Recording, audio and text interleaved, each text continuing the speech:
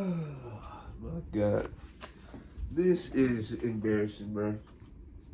So I really just now woke up not too long ago, and dang, it was so good outside. I'm definitely gonna go outside.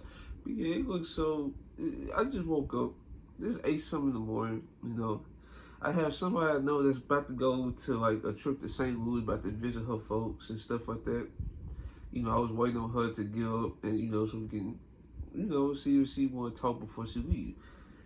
Then I get a notification that LeBron James has resigned for the max, like 2 year, $104 million, and I can't get excited about that because now with that move LeBron just made, now the Lakers are officially above the second apron.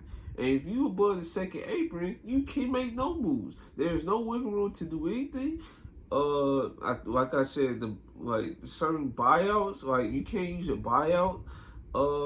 It's just certain stuff like you really can't do. And if you don't know what the second apron is, I'm gonna try to talk about it more in the comment section. But yeah, so the Lakers, they officially didn't do nothing. LeBron James gave them time to try to do a move, and they ended up striking out on everybody. Young Valanciunas, he signed with the Wizards. James Harden was gonna take that $13 million, so he re-signed with the Clippers. And who else? Who was another person they could have got? I'm trying to think. It was Jonas, it was James Harden, and it was, how am I forgetting the name? Klay Thompson. He gave him 3 players that he would be willing to take a pay cut for, and he struck out on everybody. Now, to be honest with you, the Klay Thompson move, I'm glad he struck out, because paying $20 million for Klay Thompson in 2024 is nuts. So I'm glad he struck out on that. But the fact of the matter is, he had time to do other moves. He had time to try to salary dump D'Lo to try to get a trade exception. He had time to try to put D'Lo in another trade and try to get like a smaller move, like maybe a Colin Sexton, maybe Walker Kessler or something like that. Didn't do that. So I just don't know, bro. I just don't know how many times Lakers fans have to keep putting up with mediocre performance in the front office before we have to take a stand, bro. Because, bro, it's insane how he was complaining before his last press conference that it's so hard to maneuver in the second apron. Why is it so hard for you? But Golden State Warriors just lost a franchise pillar in Klay Thompson, and they end up getting DeAnthony Melton, they end up getting Kyle Anderson, and they on their way to try to get Buddy Hield. How is it so hard for you, but not for your division rival? Huh? Does that make sense? And then the Sixers, bro, they got Paul George and start signing everybody, bro. Like, I just don't get it. As a matter of fact, speaking of Paul George, look at his team that he just left with the Clippers, right? Bro, they signed Mo Bamba. I feel like he could be like a good backup big, right? Who else they signed? They signed Derrick Jones Jr. right after Paul George has left, right? Then they signed Kevin Porter Jr. Now he's like, his PR is in the mud right now, but if he's an all right player, so he can contribute to something. And then they trying to sign Miles Bridges as well. So they are trying to make moves, even though they probably gonna take a PR hit. They are trying to make moves to improve their roster. The Sixers, soon as they got Paul George, they started just getting everybody. They got Andre Drummond, they got Kelly Oubre, they got Nicholas Batum. He signed right back with the Clippers. I forgot to mention that. But yeah, like I said, like they got Kelly Oubre, they resigned Kelly Oubre, they got Andre Drummond back. Like they was able to retain assets, while the Lakers are trying to retain a roster that was mediocre. Mediocre. And they expect JJ Redick to fix this. Mind you, JJ Redick doesn't have a staff. So that's another thing. He don't even have a staff. And then if we did get JJ Redick like sooner rather than later, it was looking like we probably not going to have a head coach for draft night. We barely got him before draft night.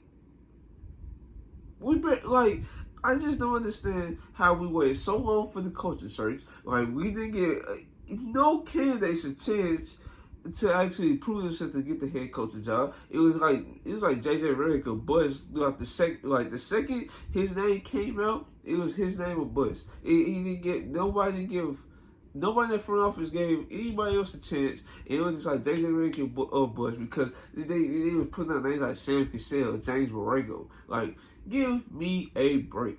Give me a break. That's wild. That is very wild. We don't have a coaching style. And guess what? Even last night before I went to sleep, Dwayne Casey turned down the assistant coaching job. I know it rarely happens, but the fact of the matter is that he turned out the coaching job, the assistant coaching job, to be a lead assistant. And guess what? Where else they gonna go? Where else they gonna go? Now they have Alvin Gentry they can go to, but we don't know how Alvin Gentry gonna feel about having to travel again. Because I know he's like a front office executive or something with the Kings. This is horrible. We have no change to the roster that is mediocre, and we above a second apron with two star players, right? And everybody else you just don't know about come playoff time. Like, how can you be a second apron team with this roster? Like, if it was the Phoenix Suns, I can understand. But the fact of the matter is, this is the Lakers with AD, LeBron. You have Reeves, you have Max Christie, we have Bronny James, we have Dalton Connect, we have D'Lo, we have Rui, we have Vando,